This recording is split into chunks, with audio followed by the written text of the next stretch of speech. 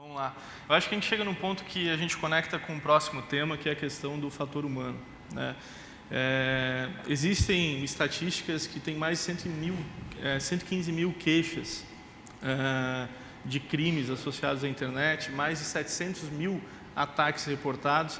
Daí a gente faz um raciocínio rápido que quantas pessoas ou quantas empresas se expõem a esse tipo de informação e quantas pessoas conhecem os mecanismos para fazer esse reporte, seja a queixa ou seja o reporte específico com relação a algum tipo de ataque. E aí a gente entra na questão de educação digital que a gente conversou novamente.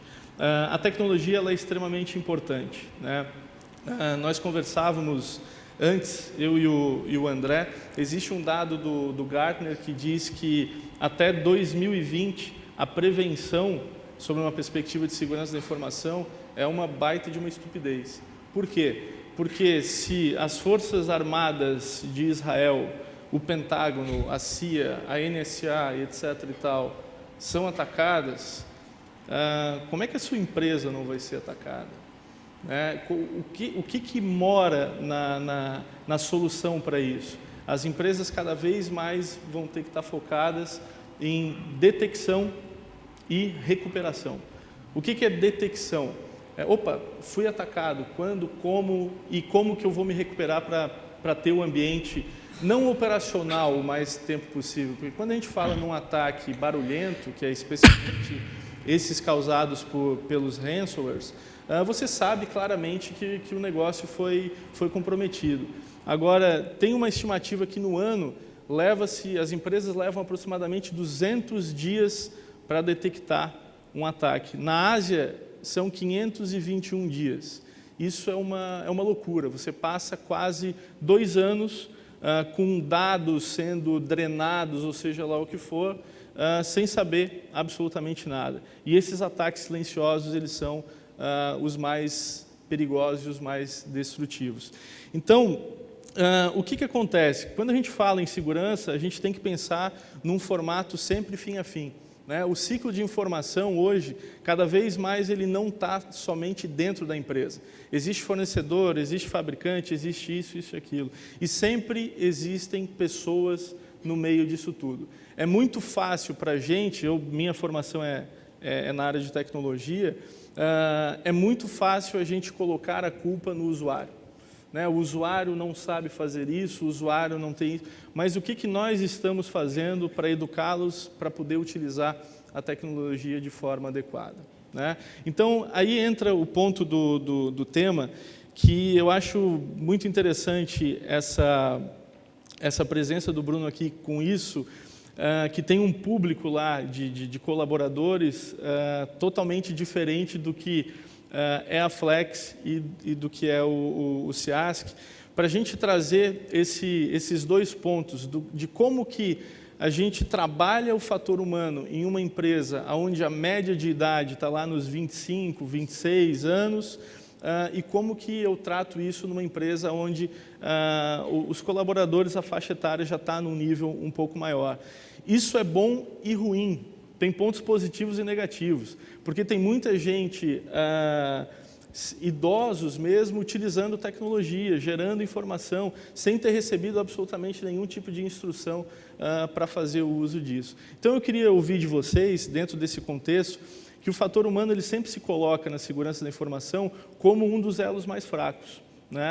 Sempre eu tenho tecnologia, mas muito das tecnologias são operadas por pessoas.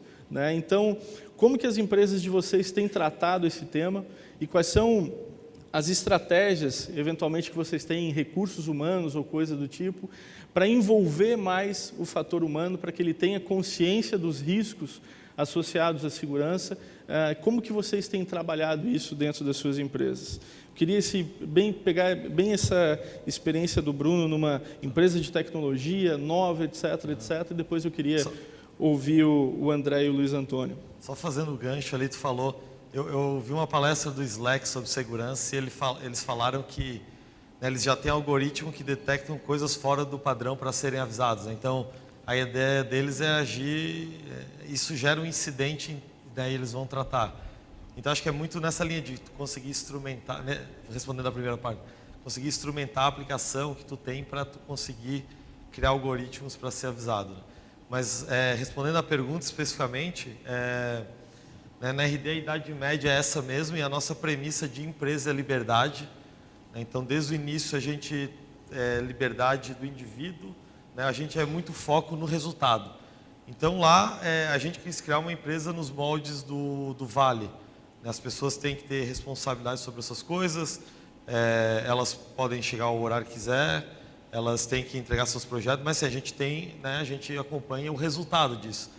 E aí, quanto mais políticas restritivas tu coloca, né, mais tu tá, de certa maneira, ferindo a liberdade. Essa é a interpretação, né?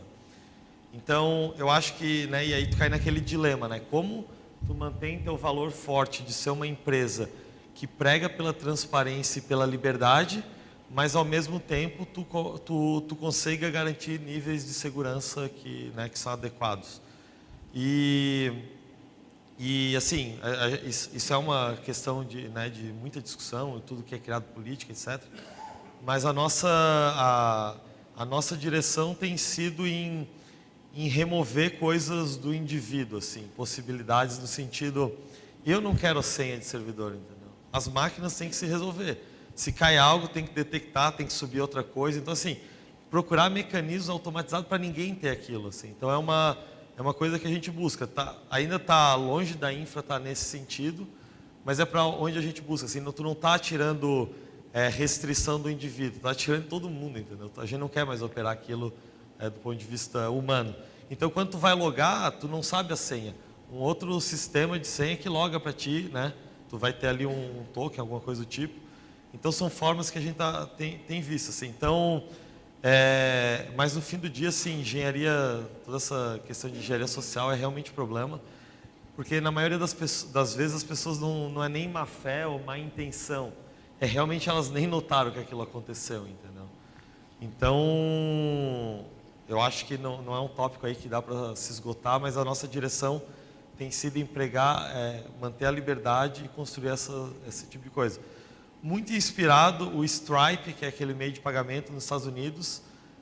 Eles são uma fintech e a pegada deles é total transparência. Assim, quando eles tiveram um incidente alguns anos atrás, o CEO foi lá e falou assim, nós vamos aumentar ainda mais a transparência da empresa. Assim, a ponto, lá é bem o outro extremo, assim, de tu ter acesso a e-mail de todo mundo e tal.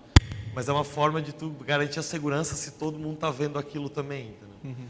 Então, a gente está ali um pouco mais no meio do caminho, mas é onde a gente vai seguir. A Flex tem uma abordagem radicalmente diferente, né?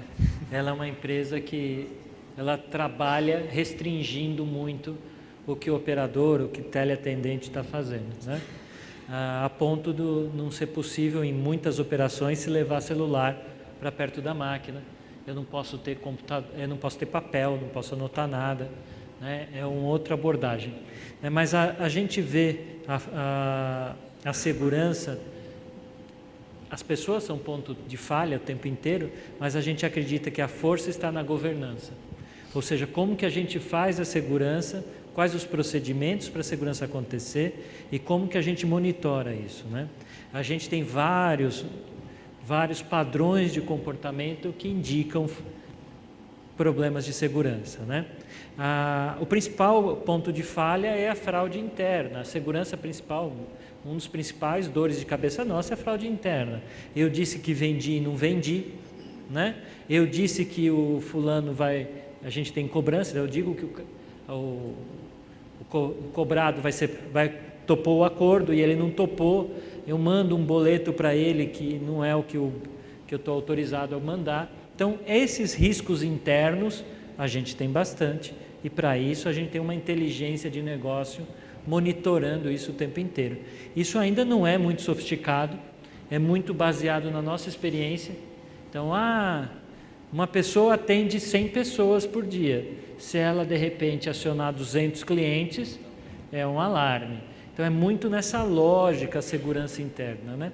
A externa, de risco de negócio, é menor, porque como a gente é uma empresa muito fechada para acesso externo, a gente tem menos problema com isso, né? Mas o que a gente tem batalhado bastante na Flex é a educação. É ensinar aquela pessoa que está no primeiro emprego, que não tem uma condição social tão grande, a como ser segura, a como fazer, a como trabalhar corretamente, né? Treinamento incessante, políticas de orientação, tempo integral isso, senão a gente não consegue manter uma operação segura. O CIASC, a gente está do lado do futuro unicórnio e a gente é meio dinossauro, né? E não é uma crítica, é uma constatação. Lá no CIASC, eu não sou funcionário público, né? Como eu falei, eu venho do mercado e vim numa missão solicitada pelo governador para fazer parte da empresa, para dar uma diretriz determinada por ele. Então lá nós somos de 30, todos os funcionários do CIASC são de 30, diferente da RD, que é 20 e poucos anos, né? Lá ou os caras têm 30 anos ou 30 anos de casa, né? Mas é todo mundo de 30. E as políticas, o governo sempre é muito atrasado com relação a essas questões, né? Então hoje desde o ano passado, de janeiro do ano passado, tem uma nova lei 13.330 que já manda fazer processos de governança, ter outras cautelas que até então não tinha. Então era tudo muito intuitivo, né? Como é intuitivo muitas das coisas que a gente faz, mas só que agora não. Só que agora a área de abrangência, a área de impacto passa a ser muito grande, a gente não pode mais fazer pela intuição, a gente tem que fazer dentro de normas de segurança, de compliance, né? Então, como eu comentei anteriormente, se a gente guarda 2.3 terabytes de dados aí, petabytes, perdão, a gente tem que guardar isso tudo muito bem. Então, a gente criou políticas de acesso a data center, para você poder começar a fazer mitigação dos riscos, né? Então, como falou, por exemplo, eu sou vice-presidente de tecnologia, eu não tenho acesso ao data center. Por quê? Porque não é parte do meu job eu estar dentro de um data center. Então, quando eu vou levar algum cliente, enfim, mostrar o data center, eu tenho que sempre me fazer acompanhar de alguém que tenha a competência de guardar o data center. Então, essas políticas é que você, por irradiação, você passa a falar com as pessoas que estão lá dentro, dizendo assim, cuide da segurança, cuide das suas senhas, né? Mas a gente está muito longe de fazer uma proteção de segurança dentro dos dados que a gente guarda lá e dos sistemas que a gente também desenvolve, né? Hoje, já com viés de governança, né, que a gente vem trabalhando. Mas muita pista ainda, muita pista. Um dos grandes motivadores da Flex está com a governança um pouquinho mais adiantada, né, são os nossos contratantes, né, que só vão passar os dados para nós se os dados estiverem seguros, né? Eu não vou passar, você não contrataria para fazer a gestão do relacionamento dos seus clientes se você não sentisse segurança, né? Do mesma maneira que ninguém de nós pomos num banco que vai quebrar, né, o dinheiro, né? Então essa o que motiva gestão, é questão de negócio, né? Senão não vamos ter cliente. Mas eu acho que a gente sempre está falando do ponto da educação aqui. Se não tiver educação para levar as pessoas a entenderem a segurança como parte do negócio, não vai adiantar nenhuma política restritiva, nem liberdade, né? Sim. Não vai levar conhecimento. Não vai precisar de segurança. Então, sendo objetivo, assim, resumindo, é a educação. Concordo. Eu acho que um ponto também que vale mencionar, que agora é a internet das coisas, agora é a internet de todas as coisas. Onde a máquina fala com a máquina, mas agora o elemento humano já está na internet. Calma que é o próximo, Luiz. É o próximo, calma. Então eu vou conter a minha... É só para falar do ser humano que ele volta a ter um protagonismo. A gente já conecta com isso logo. Eu só queria, são duas visões interessantes. A parte da educação ela está muito latente, ela precisa ser resolvida, sem sombra de dúvidas. O que o Bruno trouxe com relação a tentar tirar o máximo possível o lado humano do processo também é uma premissa interessante. No entanto, é extremamente complexo de fazer isso fim a fim, né? Então, o que a gente tem tratado também é essa pegada de educação, levar informação, não só sob uma perspectiva de que aquilo vai ser um benefício para a empresa, mas especialmente para aquela pessoa que sai da empresa, que vai para casa, que tem de repente um filho, uma filha que tem acesso ao dispositivo, e aí a gente acaba criando uma consciência coletiva com relação à parte de segurança da informação, que é extremamente importante.